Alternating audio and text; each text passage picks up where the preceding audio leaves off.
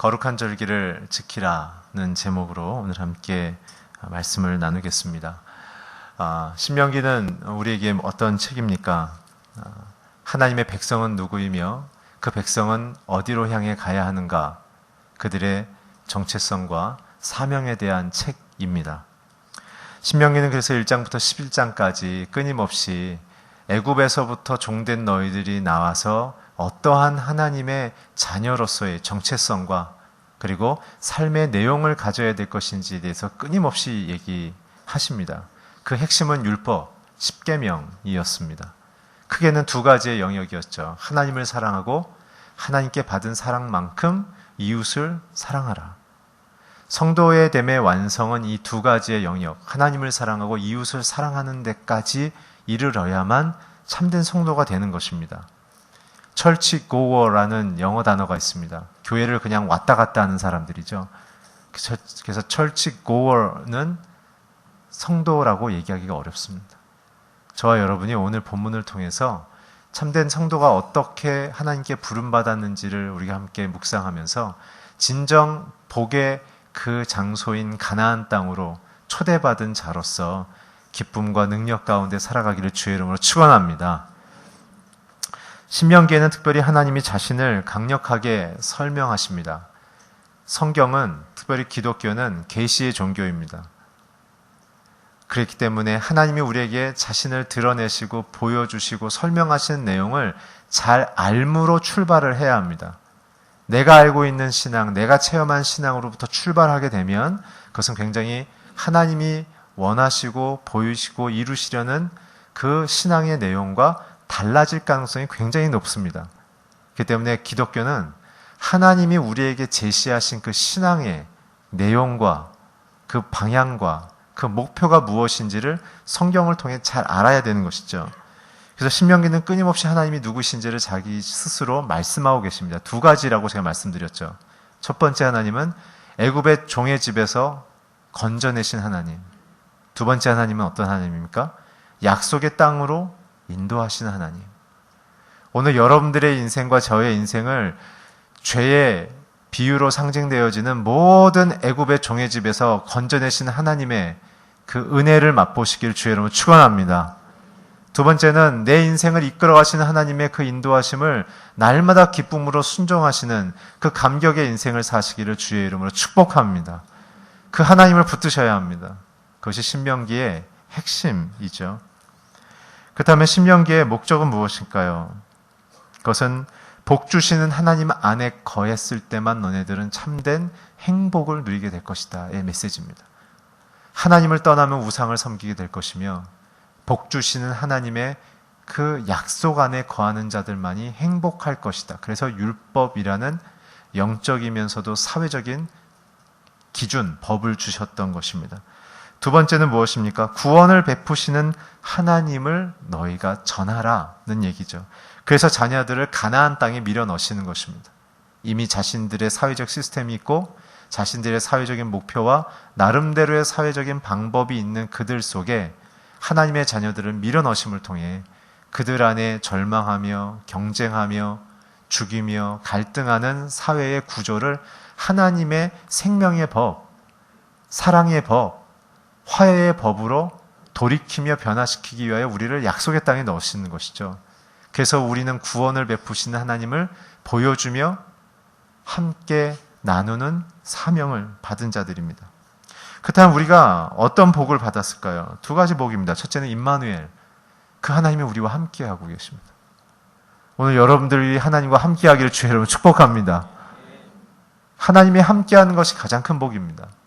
온 우주의 창조자이시며 통치자이신 그분이 내 안에 계신다는 사실이 감격스러운 일이죠. 두 번째 복은 무엇입니까? 내가 그 하나님의 자녀가 됐다는 사실입니다. 자녀들의 본질은 무엇입니까? 능력이 아니라 성품입니다. 우리의 신앙은 자꾸 능력을 구합니다. 하나님 이걸 해결해 주십시오. 하나님 이거를 이루어 주십시오. 하나님 이거를 소유하게 해 주십시오. 라고 하지만 모든 소유와 영광과 권능과 권사와 능력이 누구에게 있다고요? belongs to God. 하나님께 있다고 계시록은 얘기하고 있지 않습니까? 그 하나님이 내 안에 계시며 내가 그분을 닮아가면 그 모든 자원은 따라오게 되는 것입니다. 신앙은 능력이 아니라 성품입니다. 그래서 저와 여러분이 무엇을 행할 수 있느냐의 질문 이전에 나는 예수님을 닮아가고 있는가? 나는 예수님을 내 자녀와 내 남편, 내 아내에게 보여주고 있는가? 그것이 신앙입니다. 그 자리로 돌아가셔야 합니다. 그래서 그렇게 성품을 쫓아 하나님을 기쁘시게 하며 하나님을 기뻐하는 자로 서 있는 그들, 애굽에서 자기의 소유와 능력으로 경쟁하며 비교하며 우위를 점쳤던 그들의 사회적 방식과 영적인 질서가 광야로 이끌어 나옴을 통해 그것이 아무런 유익이 없다는 사실을 깨닫게 하고 약속의 땅을 주시는 하나님을 추구하며 존귀 여기며 그분만을 의지하는 삶의 방식으로 체질 개선하는 광야의 40년을 통과한 그들이 받는 것이 결국은 임마누엘 하나님과 그분의 자원과 그분의 명예로움을 드러낼 수 있는 성품을 담고 소망하는 자녀됨의 태도로 변화되는 것이죠. 그 때문에 기독교는 계시된 하나님을 사랑하며 닮아가는 일부터 시작하셔야 합니다. 오늘 주님이 내게 뭘 주실 것인지에 대한 관심이 많은 자들은 아버지를 이용하는 자녀들이죠. 그런 자녀들은 아버지의 권위와 그 성품과 내용을 존경하지 않습니다. 그 자가 바로 탕자였죠. 둘째 아들. 그러나 그런 자들도 사랑하시는 하나님. 오늘 그렇기 때문에 하나님 안에 초대받은 모든 저와 여러분은 한 명도 버려질 자가 없는 것이죠. 하나님의 그 깊은 사랑과 인자하심이 있기 때문에 그런 것입니다. 그래서 결론적으로 신명기가 저에게 주는, 저와 여러분에게 주는 개인적인 메시지는 무엇이냐면 하나님의 자녀로서의 성장과 성숙을 어떻게 이룰 것이며 그 정점의 실체가 무엇인지를 보여주는 것입니다. 영적인 것은 지극히 사회적인 현상을 낳게 되어 있습니다. 하나님을 사랑하기 시작하면 세상에서 존귀 여김을 받기 시작합니다.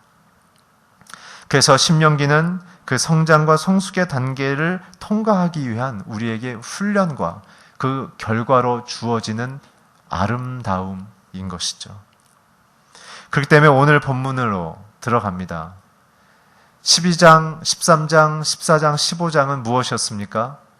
예배의 중요한 가치, 그렇게 자녀답게 살려면 하나님과의 친밀감이 가장 중요한 것이며 그분의 성품을 닮아야 하며 하나님만이 모든 것의 근원이시기 때문에 세상에 만족과 기쁨을 주는 우상과 견주지 말라는 것이 12장부터 15장까지의 이야기였죠.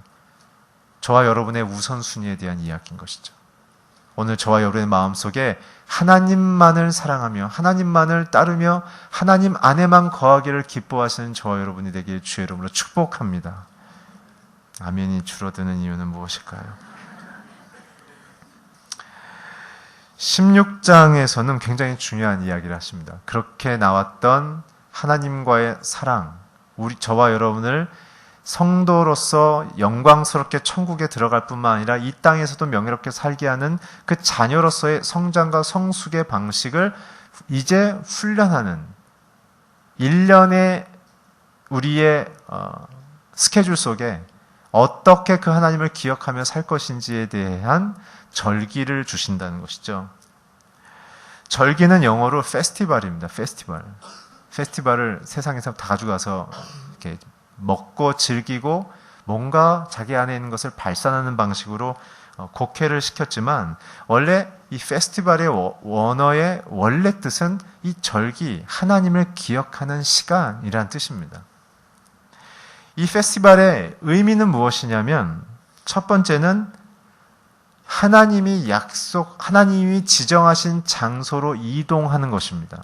그것이 가나안 땅이며 그리고 여호수아 시대 이후부터는 성전이라는 하나님을 예배하는 장소로 모든 사람들이 모여들게 만들죠. 결국 무엇입니까? 저와 여러분의 인생의 공간적인, 시간적인 그 소유의 모든 우선순위는 하나님이시다라는 그 실천을 하라는 것입니다. 두 번째 페스티벌의 의미는 무엇이냐면 무엇으로 기뻐할 것인가?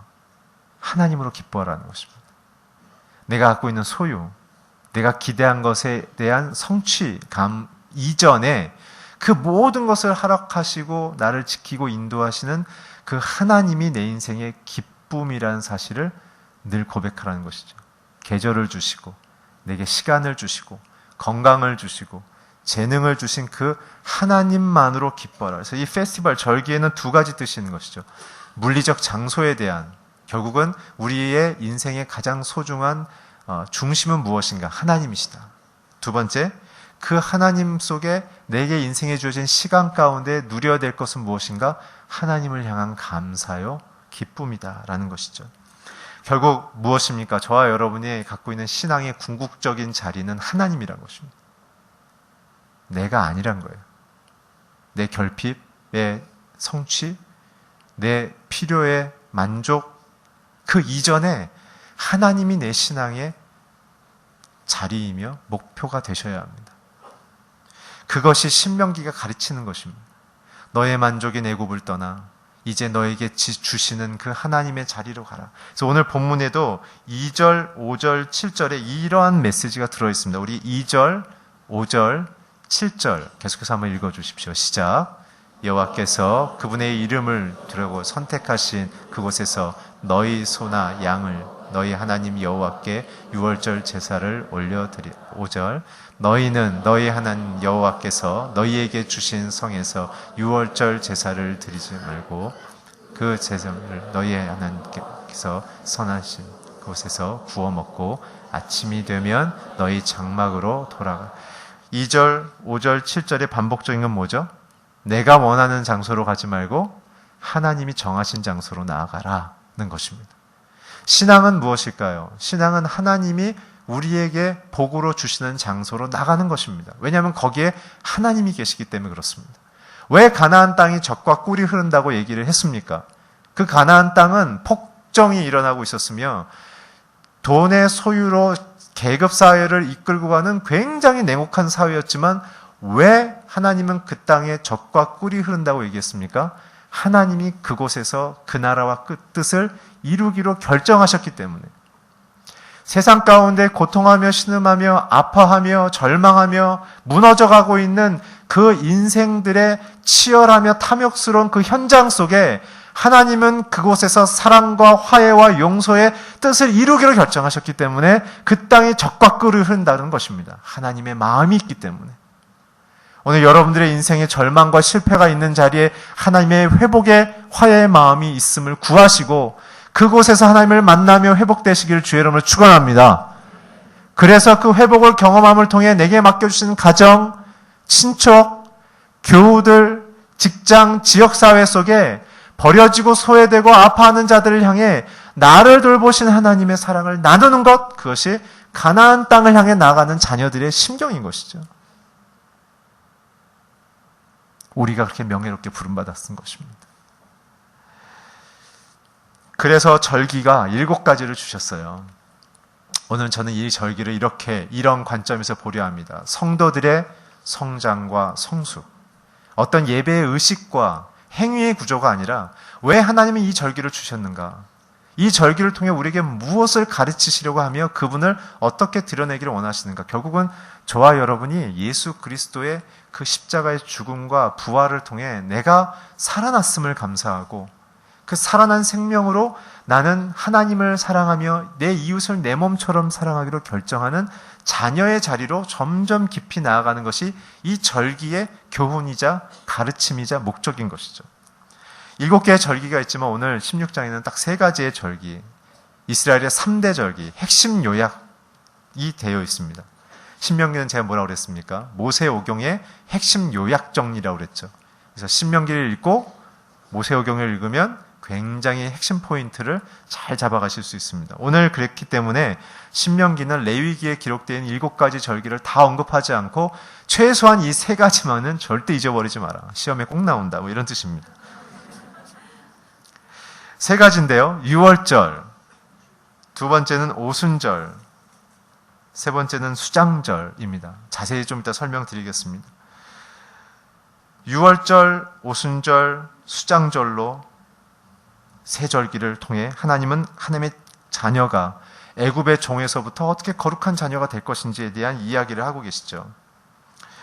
이 세 가지 절기를 바라보면서 우리가 두 가지의 중요한 우리 안에 있는 오류를 먼저 좀 점검해야 됩니다. 첫째는 무엇이냐면 예수를 믿는 순간 우리는 어떻게 된다고 그랬죠? 칭의, 그렇죠? 죄인에서 하나님의 자녀가 되는 신분의 변화가 먼저 일어나요. 그렇지만 우리가 착각하는 건 뭐냐면 신분의 변화가 일어났다고 해서 우리의 인생의 내용이 변화됐다고 착각하는 것이에요. 예수를 믿는 순간 내 인격과 내 삶의 수준이 예수님의 수준으로 바뀌었다고 착각하는 것이 아니에요, 여러분. 예수님을 믿는 순간 저와 여러분은 이제 애굽의 종의 자녀에서 하나님의 자녀로 바뀐 건 맞습니다. 그러나 하나님의 자녀답게 되는 수준은 아직 아니에요. 이제 시작하는 거예요. 이제 시작이에요. 죄사함을 받으면, 죄를 고백하면, 눈물을 흘리면 내가 수준이 높아지는 것처럼 생각하지만 그렇지 않다는 뜻입니다. 그것은 내 죄에 대해 이제 겨우 내 죄가 얼마나 흉악한지를 깨닫고 죄송해서 감사해서 흘리는 나의 반응일 뿐이지 그게 나의 성숙과 수준의 향상은 아니란 사실입니다. 왜 그렇죠? 우리가 은혜를 받고 집회를 하면 눈물 흘리고 감격하지만 그 이상의 그 어떤 것을 추구하고 있지 않기 때문에 그렇습니다. 예수를 믿었다면 먼저 내 자신을 사랑하고 용서해야 될 것이며, 두 번째는 내 아내와 남편을 용서해야 될 것이며, 내 자녀를 용서해야 될 것이며, 나아가서는 내 직장의 동료, 나를 음해하고 배신하는 자들까지도 십자가에 있는 예수님의 마음의 심정까지 용서할 수 있는 지경에 이르는 때를 향해 우리는 나아가는 것이죠. 우리 안에 그런 내용성이 있는가? 두 번째 우리의 오해는 무엇이냐면 예수님을 향하여 우리가 나아가고 헌신하게 되면 바로 약속의 땅에 이를 것이라고 착각하는 것이에요. 여러분, 애굽에서 나오는데 굉장히 오랜 시간 걸렸죠. 모세가 10가지 재앙을 보이고 그것도 모자라가지고 쫓아오는 애굽 군대를 수장시켜지게 되는 홍해를 건너는 사건을 겪는데도 굉장히 많은 시간이 걸렸습니다. 그뿐만 아니라 약속의 땅을 가는데도 얼마나 걸렸죠? 40년이 걸렸어요. 예수를 믿는 순간 우리는 급격하게 변화가 일어나지 않아요. 우리에게는 긴 신앙의 여정이 필요합니다. 그렇기 때문에 우리는 굉장한 조급증을 갖고 있죠. 주님 주십시오, 당장 주십시오, 속히 주십시오, 냉큼 주십시오. 이게 우리의 작정기도와 새벽기도의 내용들 아니에요? 하나님이 중심돼서 내가 어떻게 살 것인지에 대한 물음이 있는 정말 자녀다운 겸손의 신앙이 아니라 내가 아직도 하나님을 움직일 수 있는 그 어떠한 힘을 갖고 있다라는 세상의 방식의 태도를 아직 버리지 못했기 때문에 우리는 내가 하나님 애굽 떠나 드릴게요 이렇게 말하는 순간 냉큼 가나안 문 열어주세요 이렇게 나가는 신앙의 여정이 있다는 것이죠. 그러나 그렇지 않아요. 저와 여러분이 하나님을 믿고 따르기 시작한다면 광야라는 시간을 통과해야 될 것이며 광야라는 시간을 통해서 하나님이 누구신지를 알아가는 그 계시를 배워가는 시간이 반드시 필요합니다. 계시도 듣지 않고 광야로 나서면 어떡합니까? 불평하는 성도가 되는 거예요. 차라리 출애굽기에 보면 그런 얘기 있죠. 나온 지 1년 되는 순간 그들이 뭐라고 대답했습니까? 자기네들을 그렇게 지독히 괴롭히던 그들로부터 자유시민으로도 바꿔주셨고 이제는 명예로운 하늘나라의 시민으로 세계의 무대에 내놓겠다는 엄청난 아무런 노력하지 않았지만 그런 벅찬 부르심을 받은 그들인데도 뭐 때문에요? 먹는 문제 때문에 다시 애굽으로 가자. 야, 종노릇 하더라도 그냥 고기 먹는 게 낫지라는 신앙의 불평으로 가버리는 거예요. 하나님 앞에 우리가 어떤 자인지를 모르면 우리는 다 신앙 안에서 불평하는 자들로 돌아서게 되어 있습니다. 그것이 우리 안에 이 세 가지 절기를 바라보기 전에 우리가 갖고 있는 오류란 사실을 먼저 점검을 하고 오늘 세 가지의 절기를 짤막짤막하게 성도들의 성장과 성숙의 개념에서 함께 보겠습니다. 1절부터 8절이 바로 6월절에 대한 내용입니다. 아까 읽었기 때문에 긴 구절이었어요. 읽지는 따로 않겠습니다. 1단계, 제목을 달겠습니다. 1단계 출발. 네, 그게 제목입니다. 1단계 출발. 그 출발은 6월절이죠. 6월절의 소제목을 달자면 애굽종 집에서 나오기입니다.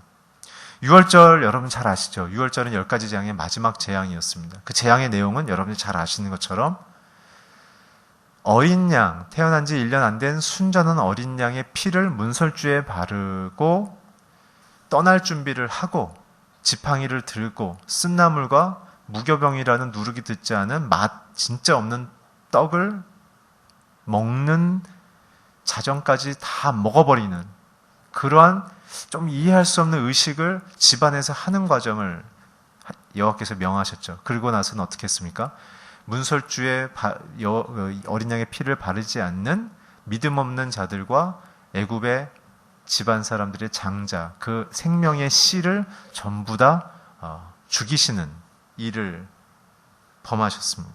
그게 무엇인 뜻입니까? 그 6월절은 결국은 우리를 위하여 어린 양 예수가 죽게 되는 그 죄에 대한 대가와 죽음에 대한 그 생명을 담보로 한 죽음에 대한 메시지인 걸 우리가 알고 있습니다. 그렇기 때문에 이 6월절은 저와 여러분이 나의 노력과 공로에 아무것도 상관없이 저와 여러분이 죄로부터 벗어난 100%의 하나님의 은혜에 대한 고백인 것이죠.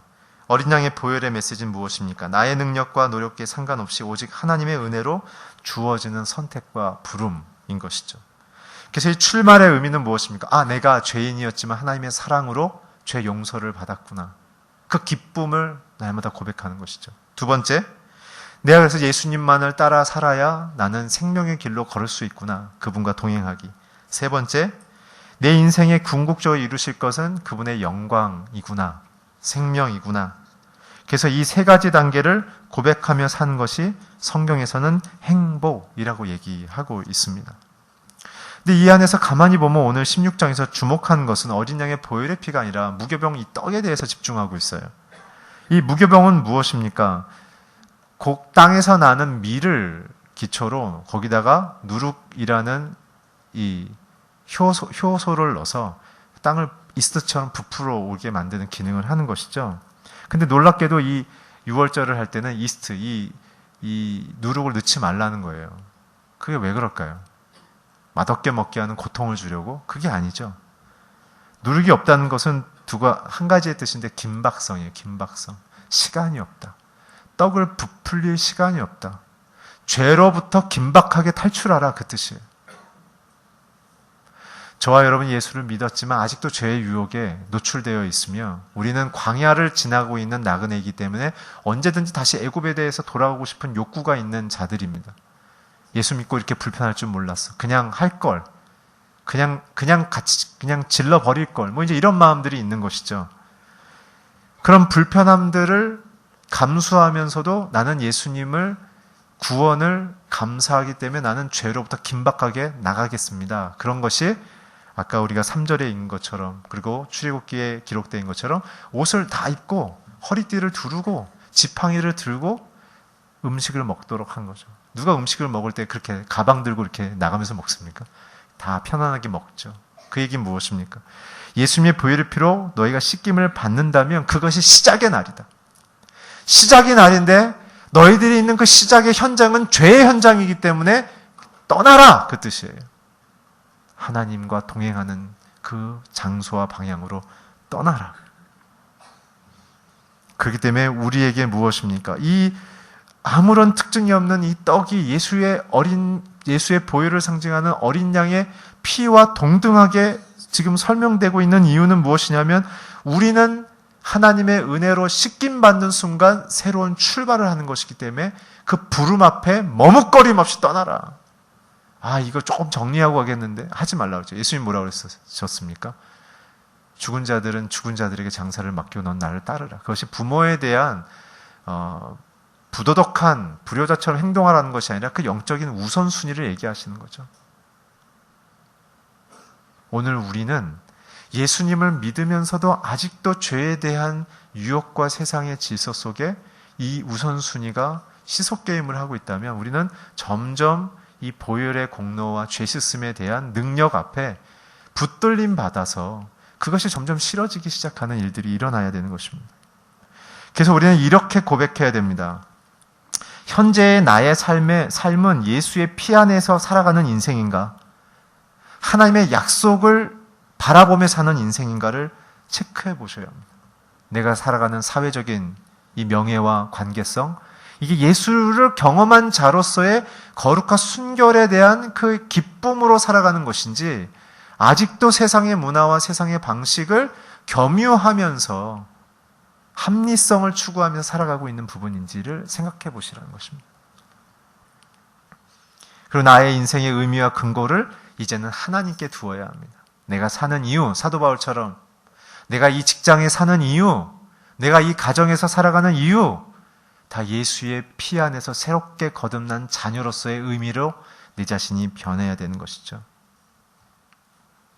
그렇기 때문에 유대인들은 이 명령을 받아서 출발했지만 실상 죄의 유혹 속에 얼마나 쉽지 않은지를 그들의 역사 속에 발견하죠. 실제로 그들이 40년 동안 유월절을 지킨 것은 딱 한 번입니다. 딱 한 번. 민수기 9장 1절에서 5절인데요. 자막을 통해 함께 읽어주십시오. 시작. 그들이 이집트에서 나온 지 2년째 되는 절에 여호와께서 시내 광야에서 모세에게 말씀하셨습니다. 유절 지키게 하여라. 이달 14일 정해진 때에 그것들을 지키라. 그 모든 규례와 율례를 따라서 그것을 지켜야 한다. 모세가 이스라엘 백성들에게 유월절을 지키라고 말했습니다. 그러자 그들은 그달 14일 해에 무렵 처음으로 시내산 광야에서 여호와께서 모세에게 행하신 대로 이스라엘 자손이 그 이후에는 없어요. 왜 그럴까요? 무교병을 만들지 못해서 그래요. 애굽에서 갖고 나온 곡식이 다 떨어졌기 때문에 그래요. 이 다음부터 이제 만나가 내리기 시작하는 거예요. 저와 여러분이 예수를 믿은 다음부터 이제 예수 그리스도의 죽음과 부활에 대한 유월절의 그 의미를 되새기는 방식은, 첫째는 예수님의 보혈의 피로 아니고선 내가 애굽으로 비유되어는 내 죄로부터 끊어질 수 없음을 고백하며, 앞으로도 천국 가는 그 성도의 방식이 예수의 피의 공로 외에는 내게 자랑할 것이 아무것도 없음을 고백하는 것이죠. 그래서 내가 갖고 있는 경제적인, 사회적인, 학문적인, 가문적인 그 모든 배경이 이제는 분토만도 못하다고 얘기하게 되는 것입니다. 그에 이어서 이제는 무교병으로 우리가 먹어야 하는데 그것이 끊어진 상태가 되어졌기 때문에 우리는 어떻게 이것을 의미를 해석해야 되는가? 바로 이제는 하늘의 생명의 떡이신 예수만을 먹기로 결정하는 거예요. 땅에서 나온 것으로 먹고 우리가 안정을 취하는 것이 아니라 이제는 하늘에서 공급되어지는 하나님의 생명의 떡인 예수만을 먹고 마시는 것. 그래서 예수님이 40일 광야에서 40일 동안 금식하신 이후에 내뱉으신 첫 마디가, 사람이 떡도 먹어야 되겠지만 떡보다 더 중요한 것이 하나님의 생명의 말씀이다라고 말씀하신 것입니다. 오늘 여러분들이 떡도 드시지만 더 중요한 것, 하나님의 생명의 말씀을 먹어야 살아난다는 사실을 늘 소중히 간직하시면서 그분의 말씀 안에 살아나시길 주의 이름으로 축원합니다. 매일매일 여러분들의 가정의 유월절에 회복의 역사가 일어나게 하여 주시옵소서. 하나님의 피 부르신 그 은혜, 아들의 그 죄사함의 은혜가 여러분들의 가정을 날마다 자유케 할 줄 믿습니다. 이게 첫 번째 유월절의 메시지입니다. 그래서 우리는 그 유월절의 메시지 이후에 가나안 땅에 들어간 40년이 지나간 여호수아 전투에서 나타난 그들의 전쟁에서 두 번째 유월절이 그제서야 이루어지는 것을 또한 볼 수 있습니다. 여호수아서 5장 13절에서 10절에서 15절까지 같이 한번 읽어 주십시오. 시작. 그달 14일 저녁 이스라엘 백성들은 길갈에 진을 치고 또한 여리고 평지에서 유월절을 지켰습니다. 그리고 유월절 다음 날부터 그들은 그 땅에서 난 것을 먹었습니다. 그날 그들은 무교병과 볶은 곡식을 먹었습니다. 그들이 그 땅에서 난 것을 먹은 다음 날 만나가 그쳤습니다. 이스라엘 백성들을 위한 만나는 더 이상 없었습니다. 그 해에 그들은 가나안에서 난 것을 먹었습니다. 여호수아가 여리고에 이르렀을 때 눈을 들어보니 어떤 사람이 손을 화를빼 들고 그 앞에 서 있었습니다. 여호수아가 그에게 다가와 말했습니다. 당신은 우리의 편이요 우리의 원수의 편이요. 그가 대답했습니다. 아니다. 나는 지금 여호와의 군사 장관으로 왔다. 그러자 여호수아가 땅에 엎드려 경배하고 그들에게 말했습니다. 내 주께서 종에게 무슨 말씀을 하시렵니까? 여호와의 군사 장관이 여호수아에게 말했습니다. 내 발에서 신을 벗어라. 내가 서 있는 곳은 거룩한 곳이다. 그러자 여호수아는 그렇게 했습니다. 이제 첫 번째 유월절을 드리고 땅에서 난 곡식이 끊어지자, 그들의 죄의 습성으로 얻은 것으로 비유되어지는 땅의 것이 끊어지자 이제 그들의 모든 육체와 영혼의 생명의 근원 공급이 하늘로부터 내려오는 40년의 은총의 생활이 되어지고, 이제 하나님의 약속의 땅에 들어가서 이제 그동안 배웠던 하나님과 그분의 뜻을 안 자로서 그 약속의 자리에 이르자 만나가 그치고 땅의 소산을 갖고 다시 유월절을 드리게 되는 하나님의 굉장한 설계가 여기에 있는 것이죠. 이건 무엇입니까? 이제 하나님을 알았으면 이제 다시 현장으로 돌아가서 너희들의 일상 가운데 주어지는 일 속에 하나님을 만나고 찾고 감사함을 통해 믿지 않는 자들과 함께 이제는 그들에게 영향을 줄 수 있는 삶의 자리로 돌아가라는 메시지인 것이죠. 특별히 그 일에 대한 일들 속에 우리에게 메시지는 것은 하나님을 향한 회심과 예수 그리스도의 보혈을 의지하는 십자가의 경험이 있은 다음에만 약속의 땅에 들어갈 수 있다는 사실입니다. 40년 동안 그 유월절의 정신인 만나와 하나님의 공급과 인도하심의 그 과정을 거친 이후에만 그분 안으로만 들어가야만 약속의 땅에 들어갈 수 있다라는 사실이에요. 그와 더불어서 이제 여호수아가 군대 장관을 만나죠. 이 군대 장관은 예수님을 상징합니다. 왜냐하면 여호수아가 절을 했을 때 그 절을 받으셨기 때문에 그래요. 그랬을 때 이 예수님으로 대표되는 군대 장관, 군사 장관이 얘기한 건 무엇이죠? 두 가지예요. 신발을 벗어라. 그리고 내 앞에 엎드려라. 그건 무엇이에요? 이제 너는 나만 의지하지 않으면 이 땅에서 살아갈 수가 없다. 이 치열한 사회, 치열한 세상 속에 길을 내고 진리가 되어지고 생명을 주는 방식은 예수를 온전히 받아들이며 사는 방식 외에는 세상에서 승리할 수가 없다라는 말씀을 주시는 거예요. 그래서 모세를 부르듯 이제 여호수아에게 신발을 벗으라는 것입니다. 그리고 엎드리라는 것이, 이건 종에 대한 부분입니다. 주인을 만났을 때 종들이 하는 것이 신발을 벗고 엎드렸던 것이죠. 내 생명, 내 인생, 내 미래, 내 모든 것이 이제 주께 손에 달렸으니 하나님 나를 지켜주시고 돌보시고 인도해 주십시오. 이제 주의 명령대로 약속의 땅에 들어왔으니 이제 주의 뜻을 내게 이루어 주시옵소서. 그러한 신앙 고백을 하라는 것입니다. 이것이 유월절의 완성인 것이죠. 그래서 결국 우리에게 있는 고백은 무엇인가? 내 신앙과 내 인생의 궁극적인 고백이 하나님의 뜻은 무엇이며 그분의 성품을 담기 원하는 간절함이 있는가? 광야를 통하여 나를 건지신 어린 양의 그 죽음, 예수의 죽음을 통하여 내 인생 가운데 나를 살리신 그분의 뜻만이 내게 가장 고상하며 그분의 성품을 닮아가서 세상 가운데 그분이 어떠한 분임을 드러내는 것이 내게 가장 명예로운 일임을 내가 고백하고 있는가? 그것이 유월절에 우리에게 주는 교훈이자 생명을 값없이 주신 예수를 만난 자들이, 은혜로 그것을 받은 자들이 고백할 수 있는 유일한 예배의 고백이란 것이죠. 그분만을 높이며 찬미하는 일, 그것이 유월절인 것이죠. 두 번째는 오순절에 대한 내용인데요, 시간이 많이 갔기 때문에 짧게 정리해드리겠습니다. 오순절은 무엇입니까? 오순절은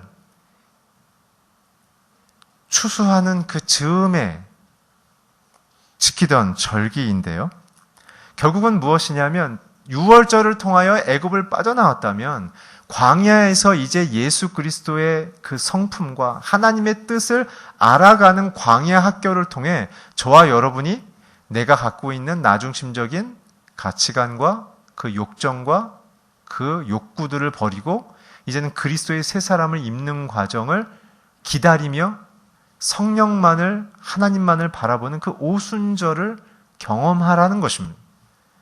제자들도 예수님을 배신하고 학습하고 배우고 예수님을 따랐지만 다 자기 중심의 신앙으로 쫓았기 때문에 예수님의 십자가를 이해하지 못했죠. 그들의 욕구는 뭐였습니까? 자기의 열등의식에 대한 극복이었습니다. 사회적인 신분의 낮음, 학식의 낮음, 사회적 계층의 낮음을 예수님이 왕이 되는 순간 내가 좌편 우편에 앉음을 통해 혁명적인 사회의 위치의 상승을 그들은 꿈꿨죠. 그러니까 예수님이 죽어버린다고 그러니까 난리가 났던 거 아닙니까? 가룟 유다는 그래서 예수님을 30년이 그래도 돈이라도 건지려고 팔려고 했던 다 자기 중심의 신앙관으로 살아왔다는 것이죠. 그렇지만 오순절 사건은 무엇입니까? 성령이 임하는 날을 기다리라고 했으며 임할 때 그들에게 열렸던 건 무엇입니까? 불이 그들에게 임했고 빛이 임함을 통해 자신들 안에 있었던 이기적 신앙이 이제는 하나님 중심 신앙으로 바뀌었고 빛이 임함을 통해 자기의 비전을 쫓은 자들이 하나님의 비전을 쫓기 시작하는 이 커다란 두 가지 중심의 변화, 방향의 변화가 일어났던 것이죠.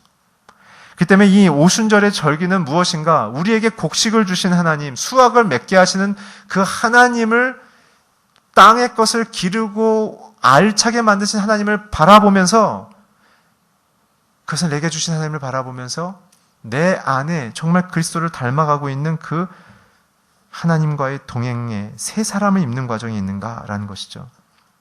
특별히 이 부분은 사도 바울이 에베소서 4장 25절에서 32절까지 예수를 믿은 오순절을 경험한 성도들은 어떠한 변화의 인격을 갖고 살아가는지에 대해서 자세히 기록하고 있습니다. 함께 우리 자막을 통해 읽어주시길 바랍니다. 시작. 그러므로 여러분은 거짓을 버리고 각자 자기 이웃과 더불어 진실을 말하십시오.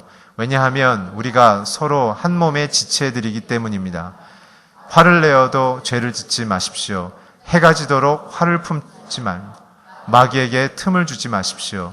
도둑질하는 사람은 더 이상 도둑질하지 말고 도리어 가난한 사람에게 나눠줄 것이 있도록 자기 손으로 선한 일을 해 수고의 땀을 흘리십시오.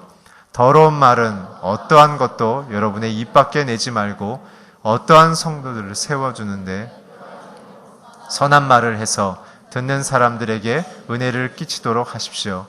또 하나님의 성령을 슬프게 하지 마십시오. 구속의 날까지 인치심을 받았습니다. 모든 악독과 분노와 화내는 것과 고함치는 것과 비방하는 것을 모든 악의와 함께 내버리십시오. 서로 친절하고 인자하며 하나님이 그리스도 안에서 여러분을 용서하신 것처럼 서로 용서하십시오. 아멘. 이게 오순절을 경험한 자들의 열매예요. 성도가 된다는 것은 철치 고어가 되는 것이 아니라 유월절을 통해 죄인으로부터 탈출해내면서 그리스도의 뜻과 성품을 귀중히 여기는 그 동기와 태도를 갖기 시작함을 통해 오늘 주어진 것처럼 이제는 하나님의 성품의 그 구체적인 열매들이 우리의 삶의 영역 안에 맺혀지고 실천되는 과정들이 일어나는 것입니다. 헌금으로 해결하지 마십시오. 교회 봉사로 때우지 마십시오. 성경은 그것보다 더 중요한 것은 저와 여러분의 성품이 이렇게 오순절을 거친 추수를 할 수 있는 그 내용을 가져달라고 요청을 하고 있는 것입니다. 마지막 수장절은 무엇이냐면 그것들을 곡시간으로 걷어들이고 창고에 넣어놓은 다음에 자기 집을 내놓고요. 텐트를 치고 거기서 지내라는 것입니다. 보통 사람들 같으면 곡식을 걷어들이면 떡도 해먹고 잔치도 하고 막 그동안 수고했다라고 회식의 문화를 펼쳤을 텐데 주님은 오히려 이스라엘에게 회식의 문화를 갖지 않고 주신 하나님께 감사하며 너는 오히려 집을 버리고 텐트를 치고 겸손히 그 추수한 땅 위에서 있으라고 얘기하는 것이에요. 왜 그럴까요?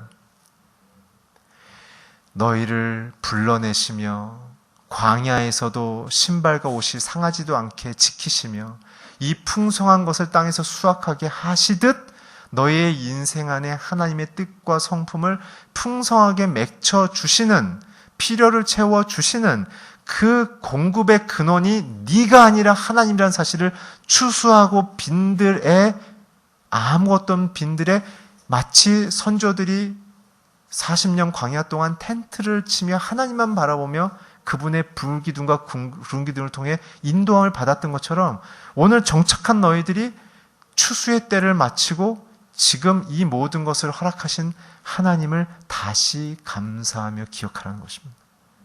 그래서 예수님께서 주기도문에도 뭐라고 얘기했습니까? 일용할 양식을 주옵시고, 그 뜻은 헬라어로 이런 뜻입니다. 내게 이것을 공급하신 분이 하나님이신 것을 내가 감사합니다. 공급자가 누구인지를 고백하는 것이죠. 그 때문에 오늘 주님은 1년 12달 통해 하나님이 우리를 죄로부터 건져내신 은혜의 구주이시며, 그 일은 우리를 노예로 쓰기 위해서가 아니라 하나님의 명예로운 자녀로서, 하늘의 시민권자로서의 그 삶의 내용을 가질 수 있는 하나님의 수준으로 우리를 성장하며 성숙시키고, 그 모든 열매가 이루어지는 순간 우리에게 그것을 베푸신 분이 하나님이신 것을 그 현장 가운데 텐트를 치고 가난한 마음으로 다시 과거를 돌아보듯 너희가 하나님을 기억하라, 그 뜻입니다. 그것이 미래를 주어주는 믿음의 고백이다. 그래서 구약에는 에베네셀 하나님이라는 뜻이 있지 않습니까? 여기까지 인도하셨습니다. 주님이 내 삶을 여기까지 인도하셨습니다. 오늘 그래서 주님은 우리의 인생의 스케줄 속에 자신이 우리를 부르셨으며 우리를 지키셨으며 우리를 성장과 성숙시켜서 하나님의 그 수준으로 세상 가운데 명예롭게 살아감을 통해 세상으로부터의 레퓨테이션, 명성을 얻게 하고, 그 명성 가운데 사람들이 우리를 주목함을 통해 우리 안에 계신 예수, 우리 안에 계신 성령 하나님, 우리 안에 계신 성부 하나님을 경험하며 만나게 하는 그 명예로운 시민으로 우리를 세우겠다는 뜻입니다. 오늘 성도가 된다는 것은 그렇게 그리스도의 뜻과 성품을 따라 사는 것입니다. 오늘 저와 여러분과 특별히 자녀들에게 이렇게 아름다운 인생이 주님과 동행하도록 우리가 함께 기도하며 그렇게 나아가기를 주의 이름으로 축원합니다. 기도하겠습니다. 하나님, 오늘 우리에게 주신 인생을 다시 한번 바라보면서 우리를 애굽에서 인도하신 하나님, 약속의 땅으로 인도하시는 그 하나님을 다시 한번 고백합니다. 우리 안에 죄의 습성을 버리며 그리스도의 뜻과 성품을 따라 살아 그것을 통해 명예롭고 아름답게 세우시는 그 순간마다 주 앞에 텐트를 치며 그 모든 것을 허락하신 분이 하나님임을 고백하며 주님 안에 거하는 인생을 살게 하여 주시옵소서. 예수 그리스도의 이름으로 기도했습니다. 아멘.